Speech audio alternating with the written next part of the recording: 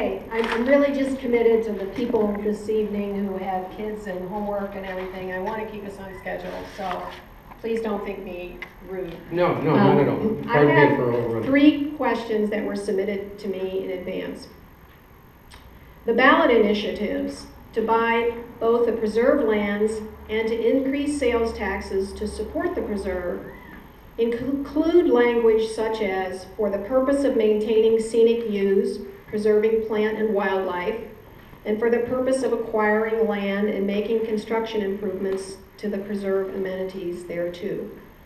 Do you believe that a large-scale commercial development, even one, say, half the size of what's most recently been proposed, is consistent with what citizens intended when they voted for these ballot initiatives? If so, how do you know this? Well, I know that there is some additional language in there with regard to peripheral services on the educational centers and the other items. So that's not all inclusive of some of both the ballot initiatives. And the second one was more specific as to the build out of trails and trailheads. But it also does include a component for, I don't know that it's designated as a commercial enterprise, because I don't believe that that's what this is intended to be. This is meant to be more of an education and demonstration center. And that's what it ought to be. The idea that there be any commercial application, and I would say even to the point of a gift shop and or any place to get a piece of food, or get some food or otherwise, or water, that is something that is inherent within the ballot initiative language as it was stated in the second funding process. Second question, no matter how many public meetings are held, only a small percentage of residents attend such meetings. It seems the only comprehensive and objective way to determine public support is through a public vote. If council members are confident that the DDC is a good thing for Scottsdale and that citizens support it, support spending millions of their dollars in this way, and support building such a structure in the preserve, why not put it to a public vote with all the facts and figures prominently shared? Would you be willing to sign the petition we have here this evening asking the City Council to pass a resolution or to submit voters to change the charter, which would require a public vote to construct the DDC in the preserve or to use preserve tax funds to pay for it? Well, that's a long question, I got to tell you, and I'll try to pick it apart a little bit and answer it.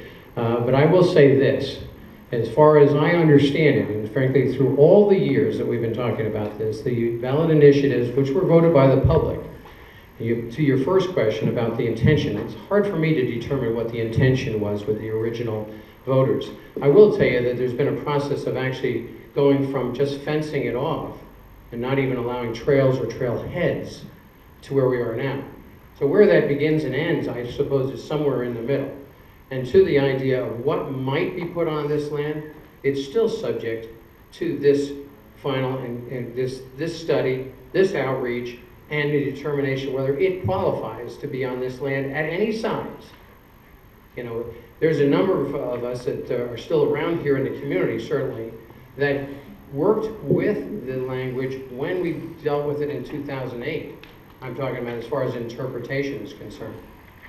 And it was determined, at least at that time, that it was entirely consistent, and there were far more people around that were part of the initial group than there are now.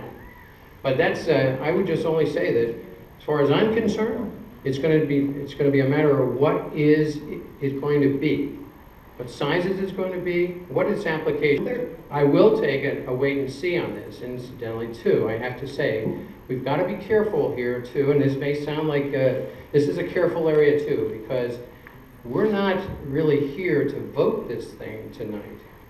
And if we do, we are violating open meetings law. No, we're not voting. The question was if you would agree to submit to the City Council a proposition to bring this to a public vote. Oh, I see what you're saying. Okay. Well, what I would say is this. With the idea of a commitment to operating fees and with an idea of a commitment to a percentage of the fixed cost of this, the capital cost of this, I'd like to see that come and be packaged. If it does not, meet the costs through the standard funding mechanisms that are already on deck with this. If it does not, it'll have to go to a general obligation bond. Now, we haven't had much success with any general obligation bonds, and I would probably tell you for sure this would fail like nothing like anything else that's failed, inclusive of police stations and otherwise. So it's not likely that that's going to happen. The other thing is whether it's on this property or not is still subject to at least a review of what it's going to be and how it's going to be positioned, and frankly, how large it's going to be and its application of the land.